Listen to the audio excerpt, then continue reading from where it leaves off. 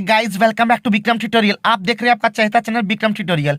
एक बार फिर से हाजिर हुए पीरियोडिक टेबल का वीडियो लेकर, और ये थर्ड लेक्चर है और इसमें हम आप लोग को बहुत सारी चीज़ें यानी पीरियोडिसिटी एंड प्रॉपर्टीज बताने वाले हैं। अगर इसके पहले दो वीडियो आप लोग नहीं देखे हैं तो वो जा करके जरूर देखें, क्योंकि उसमें हम सारी चीज़ों को बता चुके हैं, कवर कर चुके हैं। आज हम बताने वाले हैं कि पीरियोडिसिटी एंड प्रॉपर्टीज। तो सबसे पहले बता दें कि पीरियोडिक टेबल में लेफ्ट टू राइट जो होते हैं, यानी आप लोग हॉरिजेंटल जो साइड होता है वो होता है पीरियड, और टॉप टू बॉटम यानी जो वर्टिकल कॉलम होता है वो कहलाता है ग्रुप। तो पीरियड के अंदर में क्या प्रॉपर्टीज होता है एंड ग्रुप के अंदर में क्या प्रॉपर्टीज होता है वो आप आज पढ़ने वाले हैं।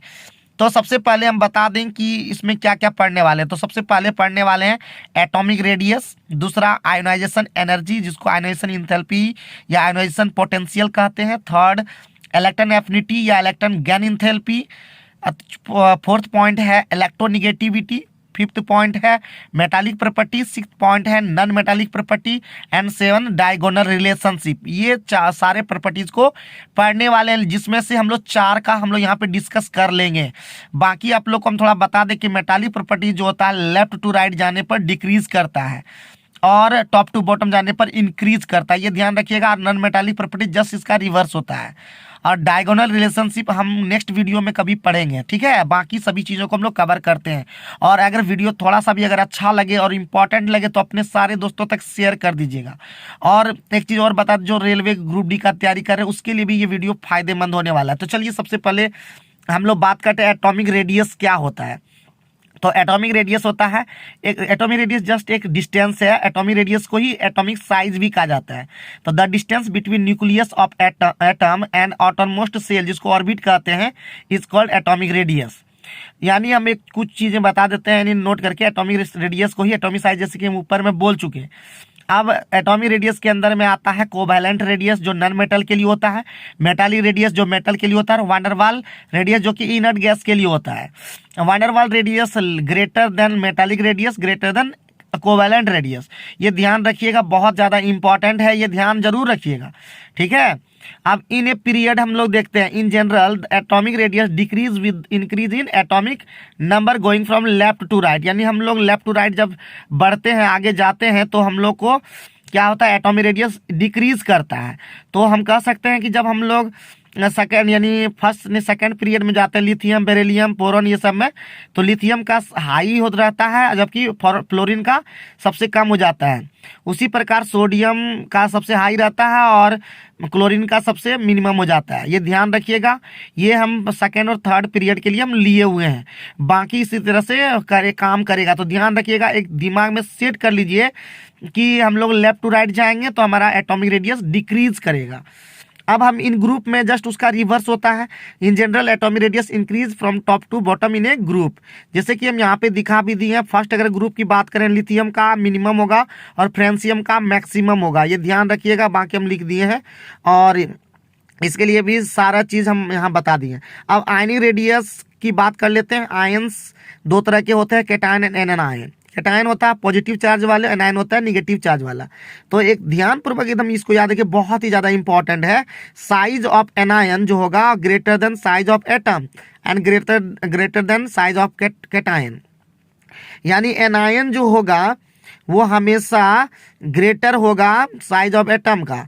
तो यानी जिस प्रकार से हम दिखा दिए, अगर Na का और Na प्लस का पूछे तो मैक्सिमम जो होगा वो होगा Na का, और Cl और Cl माइनस में पूछे तो Cl माइनस का मैक्सिमम होगा, ये ध्यान रखिएगा। और अगर चारों में से पूछे तो सबसे मैक्सिमम जो होगा आयनिक साइज वो याद रखिएगा, मतलब तो होगा Cl माइनस का, ये ध्यान रखिएगा, बहुत ही ज़्यादा इम्पॉर्टेंट है। अब हम लोग बढ़ते हैं दूसरा पॉइंट, आयोनाइजेशन इंथैल्पी या आयोनाइजेशन पोटेंशियल। तो इसका डेफिनेशन सबसे पहले हम बता देते हैं। The minimum energy required to remove an electron from an isolated gaseous atom is called ionisation potential. It is denoted by Ip और IE। अब हम बता दें कि ये जो किसी भी आइसोलेटेड गैसियम एटम से एक इलेक्ट्रॉन को रिमूव करने में जितना एनर्जी जरूरत पड़ती है उसे ही हम लोग आयोनाइजेशन पोटेंशियल कहते हैं। अब इसे हम लोग इलेक्ट्रॉन वोल्ट में मेजर करते हैं, और 1 इलेक्ट्रॉन वोल्ट इक्वल टू होता है 23.06 किलो कैलोरी पर मोल, याद रखिएगा। यानी एम को हम लिए हुए हैं एक आइसोलेटेड गैसियस एटम, उसमें जैसे ही एम प्लस करते हैं तो एक इलेक्ट्रॉन को रिमूव करने में फर्स्ट आयनाइजेशन एनर्जी का जरूरत पड़ता है, यानी उसको हम लोग डिनोट करते हैं IP1। उसी प्रकार एम प्लस वन से एम प्लस प्लस में जाते हैं तो IP2 होता है। उसी प्रकार एम प्लस प्लस से एम प्लस प्लस 3 करते हैं तो आपका हो जाता है IP3। और याद रखिएगा IP जो होगा वो इस तीनों के सम के इक्वल होगा।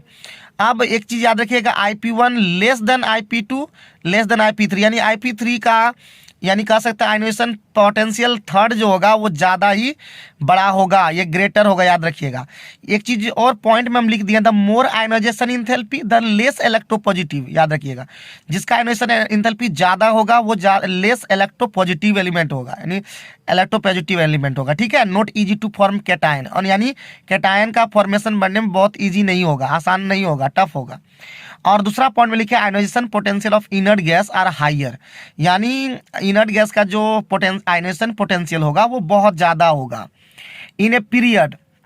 अब एक पीरियड में देखते हैं, in general the IP increases with increasing atomic number in a period, यानी पीरियड के अंदर में हम जाते हैं तो हमारा आयोनाइजेशन पोटेंशियल इंक्रीज करता है, यानी लिथियम से फ्लोरीन की ओर जाते हैं तो हमारा लिथियम का मिनिमम होगा और फ्लोरीन का मैक्सिमम हो जाएगा। उसी प्रकार in a group ionization enthalpy decreases from top to bottom in a group, यानी जब हम लोग टॉप टू बॉटम जाते हैं तो हमारा आयोनाइजेशन एंथैल्पी बहुत ही कम हो जाता है, यानी आपका लिथियम का मैक्सिमम हो जाएगा और फ्रेंसियम का मिनिमम हो जाएगा अगर हम लोग देखेंगे तो। तीसरा पॉइंट है आपका इलेक्ट्रॉन एफिनिटी और electron gain enthalpy. The energy release or absorb when one electron is added to a gaseous atom or ion is called electron affinity. It is denoted by EA, it is measured in electron volt.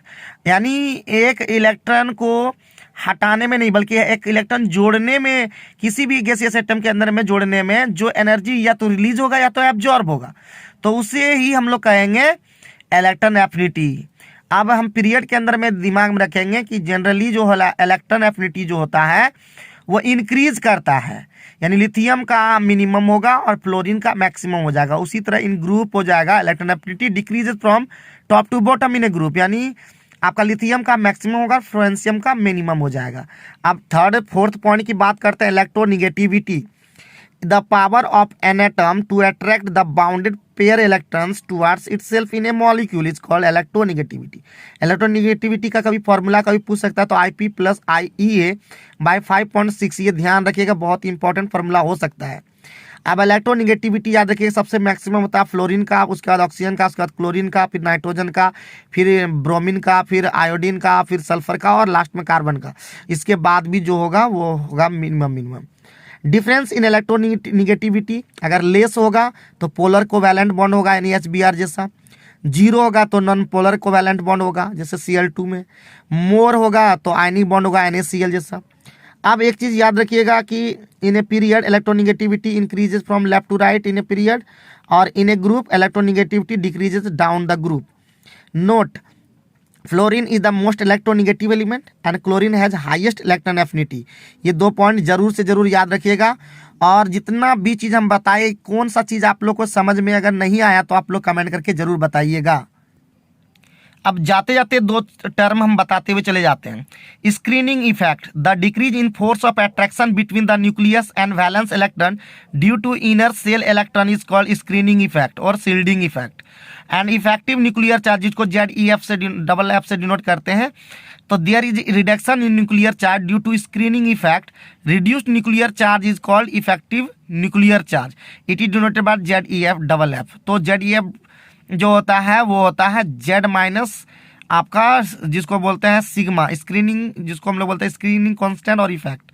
ठीक है, ध्यान रखिएगा, तो ये term भी याद रख लीजिएगा, याद कर लीजिएगा, हम डेफिनेशन यहाँ दिखा दिए। तो उम्मीद करते हैं ये वीडियो आप लोग को पसंद आया होगा। अगर पसंद आया तो प्लीज़ लाइक ज़रूर करें, और आप तक चैनल को सब्सक्राइब नहीं किए हैं तो सब्सक्राइब भी कर लें, क्योंकि आने वाले दिनों में आप कंपटीशन का भी वीडियो यहाँ पे देख सकते हैं। तो हर तरह के स्टूडेंट के लिए फ़ायदेमंद है ये चैनल, तो आप लोग ज़रूर से ज़रूर सब्सक्राइब कर लें। थैंक यू, बहुत बहुत बहुत बहुत थैंक यू।